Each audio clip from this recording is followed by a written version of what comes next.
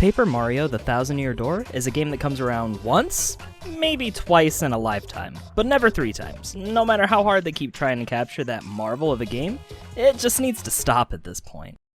Take 1 pound of the most dull,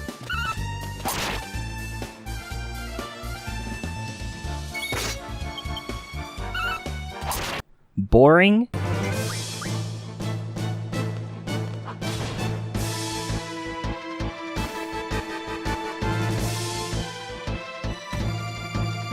tedious,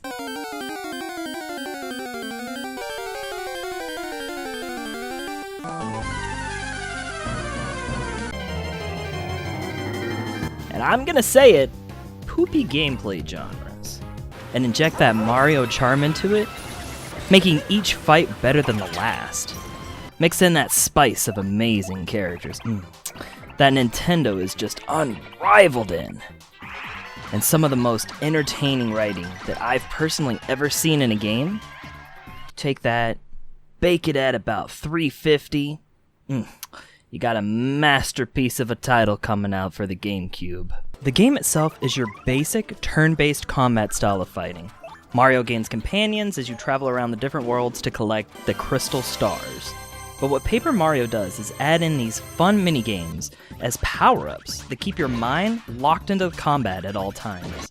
Every turn-based combat game I have ever played results down into tedious grinding, and in all honesty, at some points, just mashing on a button over and over until the other guy falls down.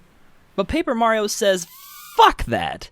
You do more damage and take less if you time your button presses inside of the combat. Such a simple, just flick speck of fun added redefines this game's mechanics.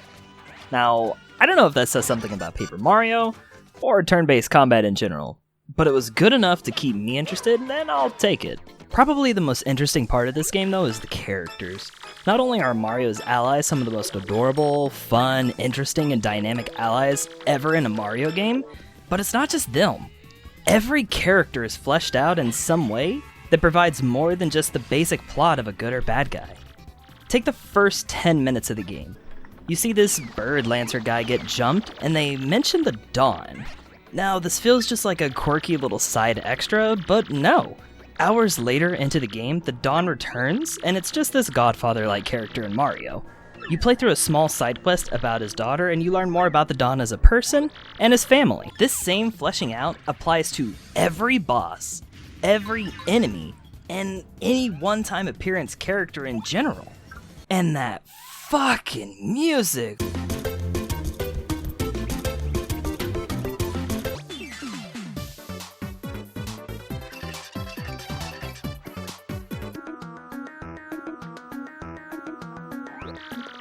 Oh my god! Yuka, you just absolute gift of a human. Both Fire Emblem and Paper Mario. Oh, I love you. Mwah. Don't judge me. I like video game music. The game's story progression is great. However, at some points in the game, it starts to feel a bit overdone.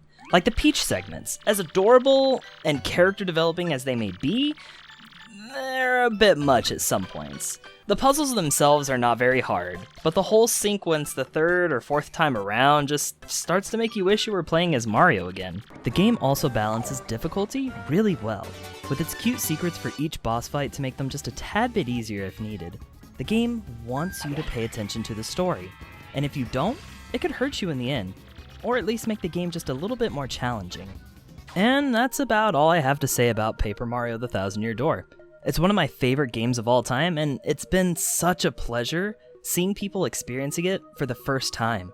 Just a little bit ago, I got to see the Game Grumps play through this title, and it warmed my heart to see someone who had no idea what was going to happen just get engrossed in the beauty that is the Thousand-Year Door. I give Paper Mario: The Thousand-Year Door a wholehearted 5 out of 5, my channel's first ever, setting the expectations very high for any game that follows it.